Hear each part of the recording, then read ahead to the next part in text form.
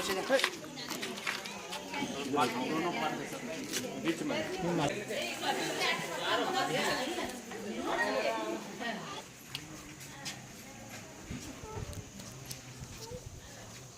के 9 बज रहे हैं। मैं भगत सिंह के साथ 15 किलोमीटर दूरी पर हूँ और ये ढोरिया जाति का सांप है। इसी वक्त निर्जरा जी को भी फ़ोन आया है और वो दूसरी तरफ गए हैं। तो इस तरह से आपको खून से लथपथ मेंढक दिखाई देगा। नेचुरल प्रोसेस है, लेकिन बुरा ज़रूर लगता है। जान होती है, सांपों को बचाती ज़रूर है, लेकिन ये देखिए किस तरह से उसको पकड़ा हुआ है। बहुत ही बेरहमी के साथ किसी भी प्राणी को ये सांप दबोच लेते हैं। खासकर गुस्से वाले सांप जो रहते हैं वो इस तरह की हरकत करते हैं। मेंढक भी आखिरी वक्त तक अपने आप को बचाने में लगा रहता है, हार नहीं मानते। खासकर मैं इसलिए इंसान से कंपेयर करता रहता हूँ। देखिए किस तरह से अपना पेट फुला लिया है उसने, ताकि सांप उसको आसानी से ना निगले या वो शिकार ना बने, या उसमें भी वो अगर रास्ता मिलता है तो वो बच निकलता है। उम्मीद पर दुनिया कायम है और ये नेचर ने, कुदरत ने इस तरह से उनको बनाया है। तो ये छोड़ दिया तो भी बचना मुश्किल है, क्योंकि अब देख सकते हैं काफ़ी खून गिरा है मेंढक का। और इस तरह से मेंढक को बेरहमी से ये ढोरिया जाति का सांप बहुत ही गुस्सेला और बाकी काफ़ी खतरनाक मोड में रहता है। इंसान को भी इंसान जब उसके नज़दीक जाता है तो, और मेंढक को पूरी तरह से पीछे से पकड़ा हुआ है। मेंढक उसके आस पड़ोस में रहते हैं और उतना ज़्यादा ये नहीं करते उसको प्रतिकार वगैरह, क्योंकि मेंढक कोई खतरनाक या ताकतवर प्राणी बिल्कुल नहीं है।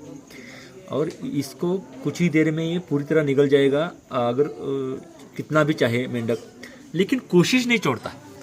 ये बात बहुत मायने रखती है।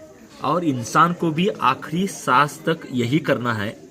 अगर ये इंसान समझ जाए तो बहुत बड़ी बात है। और प्राणियों से ये सीख मिलती है।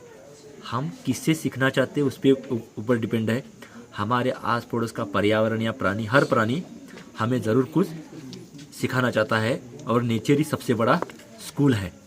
तो ये आप नज़ारा देख रहे हैं और इस तरह से बेरहमी के साथ उसने पकड़ा हुआ है।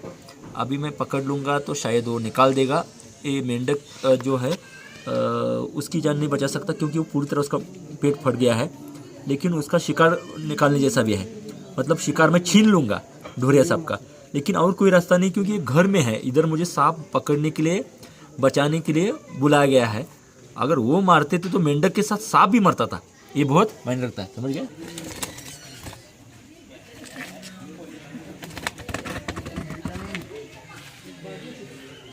किस तरह से पकड़ा है देख।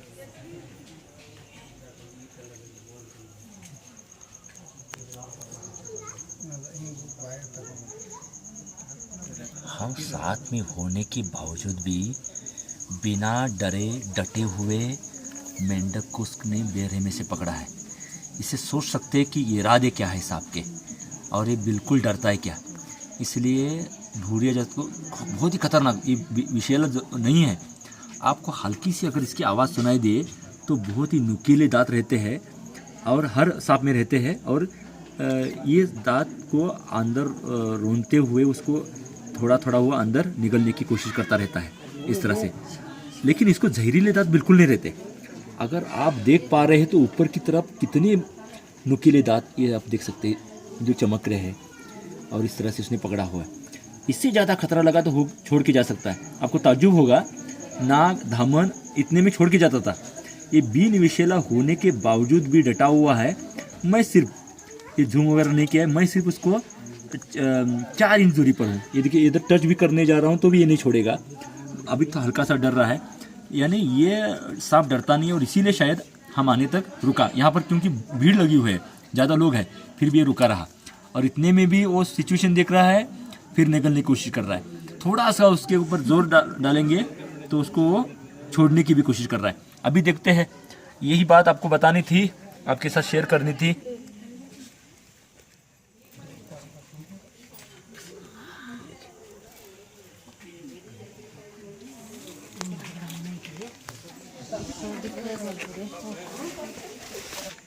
तो इस तरह से हमने पकड़ने के बाद भी नहीं छोड़ रहा है। तो यही मैं बताना चाहता था, ये इतने में अगर नाग रहता था तो उसको छोड़ के भाग जाता था। नाग को तो आप बहुत खतरनाक मानते हैं, लेकिन ये देखो किससे डटा हुआ है और उसको लेके जा रहा है। मतलब सही में अगर कोई मारना चाहता तो आराम से सांप को मार सकता था, मतलब मरेगा, लेकिन इसको नहीं छोड़ रहा है। मतलब ये सांप भी अपने शिकार की तरफ, या ये जो जन्मजात स्वभाव की मैं हर बात करता हूँ कि सांप जो है जन्मजात स्वभाव रहता है, तो ये स्वभाव इसका ऐसा है, ये बिल्कुल डरता नहीं है और लोगों के बीच में भी खाता रहता है। इधर मैं पकड़ा हुआ,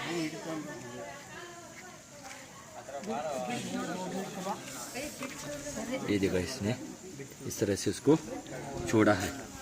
शायद पैरों को बड़ी चोट आई है, ज़्यादा ही प्रेशर डालने के बाद उसने उसको छोड़ा है, लेकिन पूरी तरह मेंढक खून से लथपथ है, उसका पेट फट गया है, इसलिए वो बचना मुश्किल है। फिर अरे यार जा रहा है देख,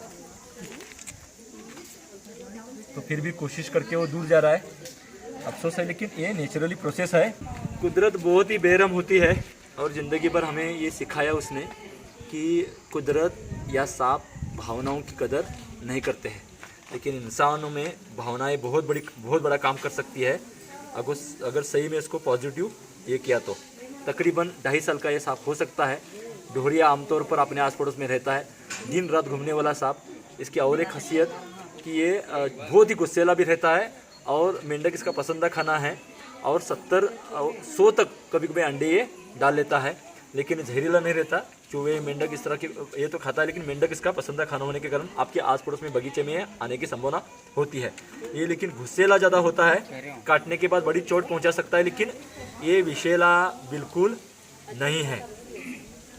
इस तरह से उसको आसानी से हमने पकड़ा और काफ़ी बार शेयर की, इसे करण करनी पड़ी और मेंढक तो पूरा जख्मी हो चुका है, लेकिन इसको हमने बचा लिया।